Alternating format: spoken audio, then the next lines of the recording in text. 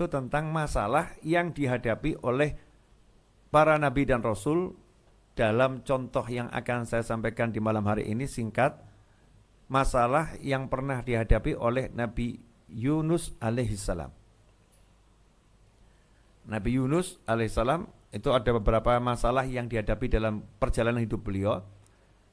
Yang mau saya ambil ketika beliau dakwah di kaumnya, kemudian kaumnya tidak ada yang mendengarkan. Dalam arti yang mendengarkan sedikit, yang menolak banyak. Yang menolak banyak, sampai akhirnya beliau mengambil keputusan, beliau mau cari tempat dakwah yang lain, lahan dakwah yang lain. Beliau tinggalkan perkampungannya, tinggalkan tempat di mana beliau berada, alaihissalam, keluar menuju tempat yang lain dengan niatan-niatan yang luar biasa baiknya. Tetapi Nabi Yunus alaihissalam ditegur oleh Allah SWT karena beliau keluar belum pada waktu yang diperintahkan oleh Allah Ta'ala untuk keluar. Jadi Allah belum perintahkan untuk keluar, tapi beliau keluar. Memang nggak ada larangannya ya, Allah nggak melarang, tapi Allah belum memerintahkan. Saat itu Nabi Yunus alaihissalam naik kapal laut. Nah, yang menarik di sini, kapal laut itu tiba-tiba mengalami badai yang luar biasa dahsyatnya, sehingga seisi kapal itu khawatir kalau kapalnya nanti karam dan tenggelam, kapalnya hancur, khawatir. Maka saat itulah mereka mengambil inisiatif. Biasanya ini kalau ada satu yang dilempar, lautnya jadi tenang. Mereka ambil inisiatif untuk diadakan undian. Nah, yang keluar itu nanti yang dilempar. Seperti yang pernah saya sampaikan kepada antum semua, kira-kira kalau kita ada di kapal itu kemudian diundi, maka harapan kita apa? Jangan keluar ya. Sama mungkin ngelirik kanan ngelirik kiri, dia saja, jangan saya. Mungkin begitu ya. Ya, kalau misalnya ada Mas Fadli di situ, ada saya, Mas Novel, ya, ada Mas Suswanto, ada Mas Arif Nugroho, ada Mas Dedi Setiawan di kapal itu ya. Mungkin kita ini kan masih golongan kita ini kan jujur saja, ya masih belum bisa betul-betul mengutamakan nyawa kita untuk diberikan sama orang lain toh ya, belum. Ya kita belum sampai makom itu. Mungkin kalau Mas Fadli yang dilempar kan kita alhamdulillah semua, alhamdulillah bukan saya, Mas Fadli yang dilempar kan begitu. Mungkin Mas Fadli juga alhamdulillah Habibnya yang dilempar gitu kan ya, bisa jadi begitu. Alhamdulillah saya selamat dah, Habib enggak apa-apalah, cucu Nabi dilempar, wah syuhada, Masya Allah. Kalau saya masih banyak dosa, alhamdulillah itu pas tuh lemparannya itu. Mungkin mikirnya begitu, mungkin nih. Kalau kita dalam kondisi yang sama. Nah saat itu yang menarik, ketika diundi yang muncul adalah Nabi Yunus alaihissalam. Yang muncul nama Nabi Yunus alaihissalam. Dulu belum ditulis nama ya, masih pakai mungkin ada kayu yang satu kecil, ini miliknya fulan, yang ini ditanda-tandain gitu ya. Yang muncul miliknya Nabi Yunus alaihissalam.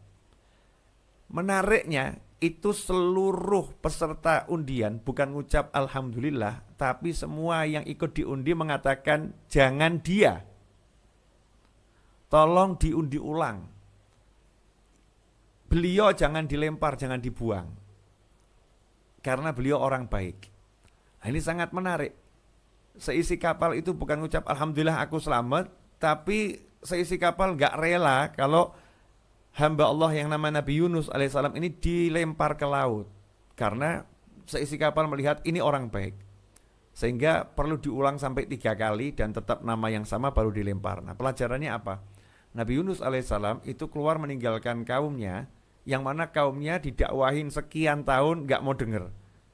Tapi anehnya masuk kapal baru beberapa saat, seisi kapal itu mau mendengar Nabi Yunus alaihissalam. Seisi kapal itu jatuh cinta pada Nabi Yunus alaihissalam. Jadi dalam kehidupan tuh ya memang kadang begitu. Ya, di rumah kita nggak begitu disayang. Di luar rumah ada yang menyayangnya luar biasa. Di kampung nggak ada yang mau dengerin kita. Kita baru naik satu bus itu mau dengarkan kita semua. Ya itulah fenomena kehidupan. Jadi Nabi Yunus ya senang betul ya, baru meninggalkan satu kaum yang nggak mendengarin beliau, kemudian naik satu perahu, satu kapal itu senang dengan beliau, diterima ya, diterima dengan baik. Nah lagi senang seperti itu oleh Allah Ta'ala kemudian dilempar ke laut. Dilempar ke laut. Tetapi Allah Subhanahu Wa Ta'ala memberikan pertolongan yang luar biasa di mana Allah kirimkan yang namanya ikan paus. Ikan paus kemudian membawa Nabi Yunus alaihissalam ke dalam dasar laut. Dalam kegelapan, dalam kesunyian. Seperti yang saya sampaikan kemarin, tidak ada GPS itu kan ya. Lost sinyal. Dalam kesunyian total. Nah, ikhwani rahimakumullah. Poin ini yang pengen saya ajak semuanya untuk merenung. Bayangkan kalau itu kita dibawa ikan paus di dalam situ, nggak tahu kita ada di mana, kemudian nggak tahu sampai kapan berada di situ. Kira-kira kita bisa tenang atau super galau?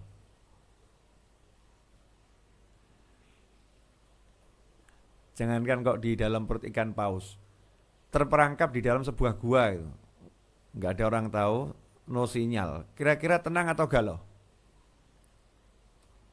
Nah, ini pertanyaan sederhana yang mari kita tanyakan pada diri kita masing-masing. Kalau kita mengalami yang sama, kita berpikir dapat solusi atau berpikir udahlah, khatam, udah selesai nih, hidup saya selesai, gak mungkin saya bisa keluar dari gua ini, gak mungkin saya bisa keluar dari perut ikan ini selamat, gak mungkin saya masih punya usia, gak mungkin saya punya nyawa, gak mungkin, dah ini akhir hidup saya. Jadi jangan berpikir untuk hidup setelah ini.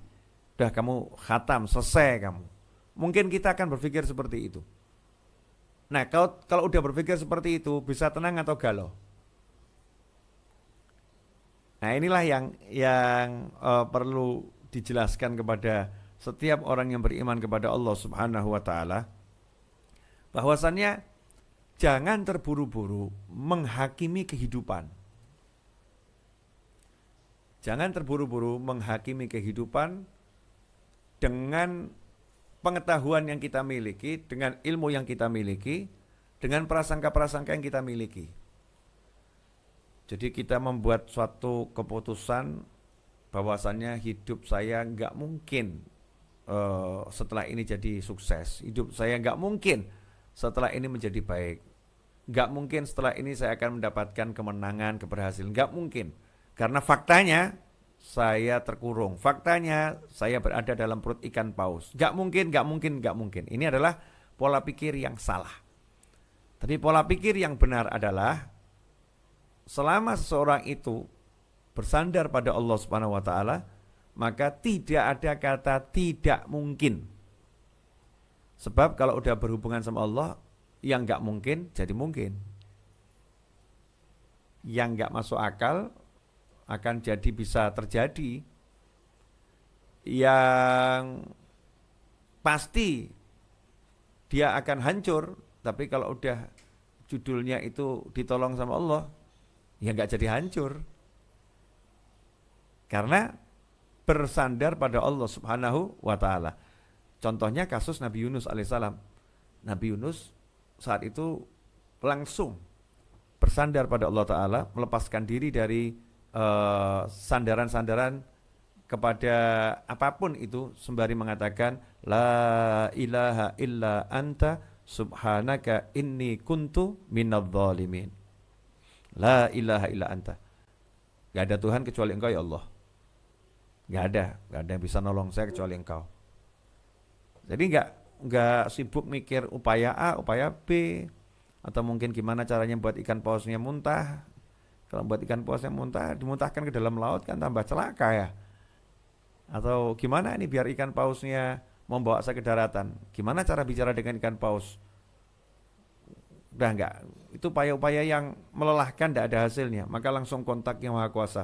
La ilaha illa anta subhanaka inni kuntu minadh dhalimin. Di titik mustahil selamat. Di titik mustahil selamat, di titik mustahil bisa keluar dengan selamat, di titik mustahil bisa kembali ke kampung, jangankan keluar, berpikir kembali ke kampung awal tadi, tempat di mana saya berdakwah, saya mau pulang kampung saja, kembali ke sana. Di titik yang nggak mungkin bisa ketemu manusia lagi, mau udah terperangkap dalam perut ikan paus. Nabi Yunus alaihissalam melepaskan titik itu langsung berhubungan dengan yang maha bisa, yang maha kuasa, yang maha luar biasa, yang maha pengasih, yang maha penyayang, yang maha kuat, yang maha mengerti, yang maha mampu. Sembari menegaskan kepada dirinya dan kepada siapapun, dan ikrar kepada Allah Ta'ala, la ilaha illa anta, la ilaha illa anta, la ilaha illa anta. Gak ada Tuhan kecuali Engkau ya Allah. Gak ada yang punya kecuali Engkau ya Allah. Gak ada yang bisa kecuali Engkau ya Allah. Gak ada yang mampu kecuali Engkau ya Allah. Subhanak, maha suci Engkau. Maha suci Engkau. Yang lain itu kotor ya Allah. Yang lain gak bisa ya Allah. Maha suci Engkau dari kelemahan. Maha suci Engkau dari ketidakberdayaan. Maha suci Engkau dari ketidakmampuan. Maha suci Engkau dari hal-hal yang disifatkan pada makhluk. Maha suci Engkau. Subhanaka inni kuntu minadz dzalimin. Sungguh aku termasuk dalam kelompok orang yang zalim. Aku yang salah ya Allah. Aku yang salah. Aku yang kurang benar. Aku yang kurang taat. Ini Nabi Yunus loh. Tidak ada nabi maksiat. Suci dari segala kemaksiatan dan dari segala perbuatan makruh, perbuatan yang enggak ada manfaatnya, enggak mungkin Nabi melakukan itu. Ini Nabi yang taat pada Allah Ta'ala, yang sempurna dalam ketaatan. Mengatakan, sungguh aku termasuk orang yang zalim. Menyalahkan diri sendiri. Nah beda dengan kita. Kalau kita kan menyalahkan keadaan. Oh seandainya. Sudah terperangkap, terperosok, terjerumus. Sudah pernah berada dalam kubangan. Bukan kontak Allah langsung. Tambah menyalahkan sana, menyalahkan sini, menyalahkan keadaan. Ya menyalahkan orang lain dan lain sebagainya. Padahal titik balik itu dari Allah Ta'ala di dalam diri kita ketika kita kembali kepada Allah Ta'ala. La ilaha illa anta subhanaka inni kuntu minadz dzalimin. Diulang terus. La ilaha illa anta subhanaka inni kuntu minadz dzalimin. La ilaha illa anta subhanaka inni kuntu minadz dzalimin. Diulang-ulangin terus. Hasilnya apa? Terjadilah sesuatu yang tadi, yang semua yang gak masuk akal. Gak masuk akal keluar dari mulutnya ikan paus. Selamat, bayangkan tuh kalau itu Mas Fadli ditelan sama ikan hiu. Ikan hiunya gede banget. Mas Fadli ya lumayan gede kan. Saya juga lumayan gede ini badannya. Ditelan sama ikan hiu. Blep. Apa kira-kira berani berpikir, tolong hiu muntahkan saya. Nah kalau dimuntahkan di tengah laut, ya innalillah, kelelep, tenggelam. Ya, mungkin kena tekanan dalam laut, hancur itu. Katanya kalau di laut itu kan semakin dalam tekanan semakin kuat. Bisa hancur kendang telinganya, bisa hancur, ya, dadanya bisa remuk itu. Karena tekanan udara yang di dalam itu katanya ya, saya nggak tahu. Nah, sebetulnya kan untuk selamat dari perut ikan paus itu sendiri adalah sesuatu yang mustahil toh. Oh, ikan paus tuh nggak mau di tepian kok, sukanya di dalam, mainnya di dalam laut, badannya gede. Tapi kalau udah Allah yang la ilaha illa anta, Allah yang bicara, nggak ada yang bisa nolong saya kecuali Engkau. Yang bisa nolong saya cuma Engkau. Yang maha kuat hanya Engkau. Ada hamba yang yakinnya seperti itu. Allah bilang sama ikan pausnya, ikan paus, tolong hantarkan itu. Hantarkan, bukan lemparkan. Hantarkan hambaku itu ke tepi laut yang gak jauh dari wilayah di mana dia biasa berdakwah. Dari kampungnya, yang gak jauh dari kampungnya. Hantarkan dia ke sana. Masya Allah. Jadi gak perlu capek-capek lagi. Diantar. Begitu sampai tepi laut, ya dikeluarkan. Jadi ngeluarkannya itu bukan di dasar laut, bukan di permukaan laut, tapi sudah di tepi, dikeluarkan. Mengeluarkannya lembut sekali. Keluar dengan lembut. Setelah itu Allah perintahkan bumi, beri makan tuh hambaku itu. Udah siap buah-buahan di situ. Masya Allah. Sayur mayur di situ udah siap semua. Jadi Nabi Yunus alaihissalam itu begitu keluar, makanannya udah tersedia kan. Luar biasa ya, subhanallah. La ilaha illa anta subhanaka inni kuntu minadh dhalimin. Keluar, selamat, enak, makanannya udah tertata, tersedia dalam jumlah yang sangat banyak. Setelah itu, yang gak masuk akal lagi tadi kan bisa pulang kampung. Pulang kampung.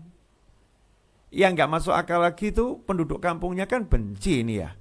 Orang kampungnya kan benci, gak suka sama Nabi Yunus alaihissalam. Berubah itu, yang benci itu jadi cinta semua. Dakwah yang ditolak jadi diterima. Subhanallah. Solusi. Ternyata solusinya di mana? Solusinya adalah pada Allah Subhanahu wa taala. Bagaimana caranya mendapatkan solusi dari Allah taala? Ternyata satu kalimat, la ilaha illa anta subhanaka inni kuntu minadh dhalimin. Yang pertama ikrar dulu, sadarin dulu, bebaskan diri dari penyembahan-penyembahan itu, bebaskan diri dari berhala-berhala. Kita ini masih nyembah berhala namanya akal, nyembah berhala namanya kemampuan, nyembah berhala namanya relasi, nyembah berhala namanya perencanaan. Begitu banyak arca berhala dalam hati kita, enggak kita bersihkan. Bersihkan dulu itu berhala-berhalanya. La ilaha illa anta. Ya, Mas Fadli pede dengan mobilnya. Sama Allah Ta'ala mobilnya dibuat mogok. Masuk bengkel sampai sekarang belum sembuh. Misal nih contoh. Kalau begitu, pede dengan tabungannya, mau beli barang, punya uang di bank, rupanya banknya lagi mengalami gangguan sistem, sehingga m-bankingnya, internet bankingnya tidak bisa dipakai, munyer tok, silahkan menunggu, gak rampung-rampung, tokonya keburu tutup, gak bisa dibayar, mohon maaf, transaksi tidak bisa dilakukan hari ini karena toko sudah keburu tutup, duit Anda banyak tapi gak bisa bayar. Kenapa? Gangguan jaringan internet atau gangguan sistem perbankan sedang terjadi. Masya Allah. Dengan PD-nya naik mobil kecepatan tinggi, tolnya sepi, ya nggak ada hambatan di tol sama sekali, tolnya lancar itu, buat appointment janji, buat janji mau ketemu untuk suatu urusan bisnis, dengan pasti mengatakan 5 minutes, saya 5 menit nyampe di sana, karena dekat, ya memang dekat bener. Begitu masuk pintu tol, rupanya e-tolnya nggak bisa gesek. Ribet di situ, e-tolnya digesek nggak mau ya. Nah, ditempelkan tuh ya, nggak mau, ditap nggak mau, wah nggak bisa nih. Rupanya kartu e-tolnya mengalami kerusakan, sehingga dia tidak bisa masuk tol. Bingung cari ini, yang jadi 5 menit jadi 15 menit sampai di lokasi itu. Temennya yang akan ada janji sama dia udah keburu pulang, sehingga perjanjian batal. Kenapa terjadi semua itu? Ya karena masih nyembah selain Allah Ta'ala, ya masih menuhankan selain Allah Subhanahu wa Ta'ala. Jadi syarat mau kita dapat solusi yang jitu, solusi yang asyik, solusi yang mudah, solusi yang menyenangkan, hidupnya enak ya, walaupun ada banyak kendala, tapi hidupnya enak karena selalu ada solusi, adalah membersihkan hati dari segala bentuk penyembahan kepada selain Allah Subhanahu wa Ta'ala. La ilaha illa anta. Makanya kita kan kalau habis sholat witir suruh baca ini 40 kali. La ilaha illa anta subhanaka inni kuntu minadh dhalimin, dibaca. Ya kita perbanyak baca itu. Biar apa? Biar hati kita ini sadar, jangan nyembah yang lain dong, sembah Allah. Jangan andalin yang lain dong, andalin Allah. Jangan utamakan yang lain dong, utamakan Allah. Allah, Allah, Allah. Ajarin terus hati kita nih, karena kalau hati nggak diajarin lupa. Ada lagi yang pede dengan kegantengannya. Kalau saya mau nikah dengan siapapun cukup tunjuk, ganteng, duit banyak. Baru ngomong seperti itu, keluar dari rumah kepleset, jeduk, ya betul ganteng. Tapi setelah kepalanya terjeduk, duk, gak ingat siapa dirinya. Kemudian gak bisa ngomong. Kemudian setelah itu penglihatannya jadi kabur. Setelah itu pendengarannya jadi gak jelas. Yang tadinya sombong, saya. Akhirnya dia cuma jual wajah, mau nikah jual wajah. Calon istrinya nanya, namamu siapa? Ya, yang mau nikah sama dia jadi takut.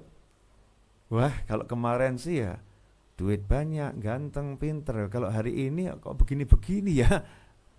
Maaf, gak jadi. Biar yang lain saja nih. Sombong.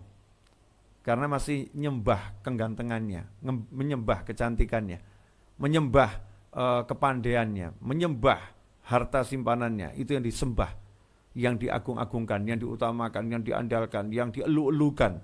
Ya, Allahnya hanya dipanggil kalau udah mumet.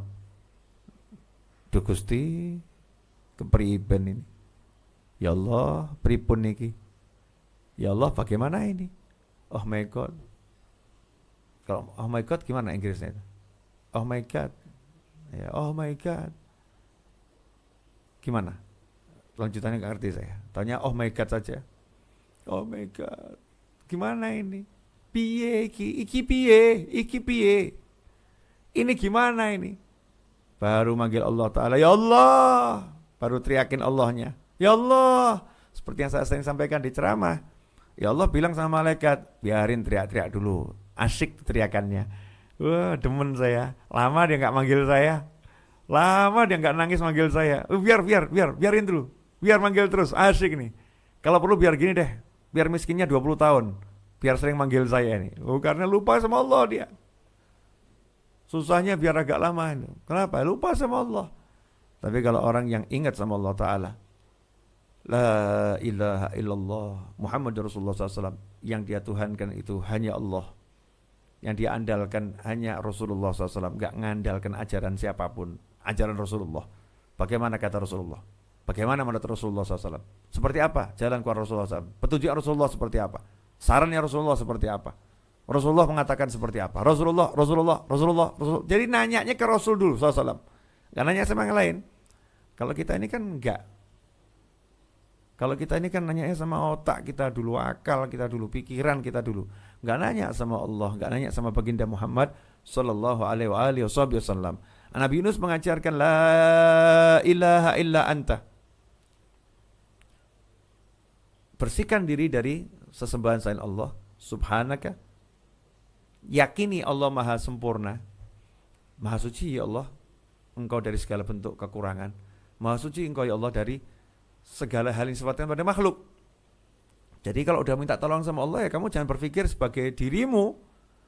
Wah, kalau aku memang gak bisa, kalau aku memang lemah, kalau aku. Lah kalau Allah.